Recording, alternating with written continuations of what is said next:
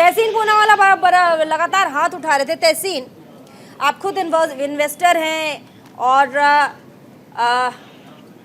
Capital funds में भी आप इन्वेस्ट करते हैं, तो आप ज़्यादा समझ भी पा रहे होंगे। लेकिन मेरा सवाल यहाँ ये है कि कैसी कंपनी हिंडनबर्ग, जो कि शॉर्ट सेलिंग कंपनी है, हिंडनबर्ग को बनाने में किन लोगों का हाथ है, हिंडनबर्ग को इन्वेस्टमेंट कहाँ से, जैसा कि हमारे तमाम एक्सपर्ट बोल रहे हैं कि उसको इन्वेस्टमेंट कहाँ से मिल रही है, इन सब की जानकारी अभी किसी के पास नहीं है। इस तरह के विदेशी रिपोर्ट के ऊपर भरोसा करके अपने देश में राजनीति करना, किसी भी बड़े ग्रुप के लिए अनाप शनाप बोलना, उनको कटघरे में खड़ा कर देना, कितना जायज़ है? नमस्कार प्रीति जी, थैंक यू। मैं आपके शो में शिरकत कर रहा हूँ। मैं हाथ इसलिए उठा रहा था क्योंकि जो आपके पहले प्रवक्ता ने का ईवी कंपनी का नाम पूछ रहे थे, मैं कंपनी का नाम बता रहा था, निकोला।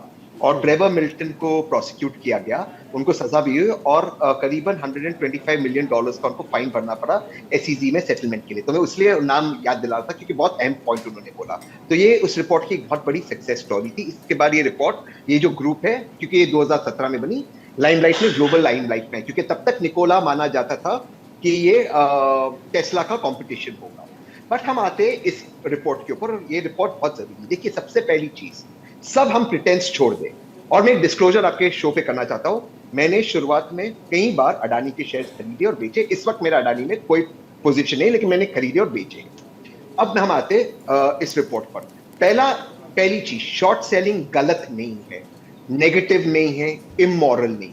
ये एक मार्केट का इंस्ट्रूमेंट है। इसमें आपका पोजीशन हो सकता है, करना चाहिए नहीं, जैसे मैं बुल हूं, कोई बेयर है, लेकिन इलीगल नहीं है। एक तो ये करना ठीक है। अब हम आते स्पेसिफिकली इन चार्जेस पे। सवाल नहीं है कि ये अमेरिकन रिसर्च कंपनी है या जर्मन रिसर्च कंपनी है या पाकिस्तानी रिसर्च बहुत कंपनी। बड़ा सवाल है। कैसे सवाल नहीं है? बहुत बड़ा सवाल है। क्यों नहीं सवाल? इसके पीछे बिल्कुल इन्वेस्ट नहीं, किसने बिल्कुल किया? नहीं। पर बहुत बड़ा सवाल है। समझाता हूं। नहीं, आप एक पक्ष नहीं देख मैं आपको सकते। समझाता हूं। अगर आप जज होंगे तहसीन, तब तो आप बायस्ड हो जाएंगे। मैं कह रही हूँ आप जज हो, मैं कहती हूँ आप जज हो जाओ तो आप तो बायस्ड हो जाओगे। आपको तो पूरा खंगालना पड़ेगा, आप डिटेल देनी पड़ेगी आपको। आप कैसे नहीं? मैं कह रही हूँ कि आपके ऊपर कोई जांच एजेंसी जांच कर रही हो, और वो जांच एजेंसी प्राइवेट हो, और वो भी एक शॉर्ट सेलिंग कंपनी, और उसके पीछे की कंपनियां कौन है जो इसको इन्वेस्ट कर रही है, ये जांच का विषय क्यों नहीं है?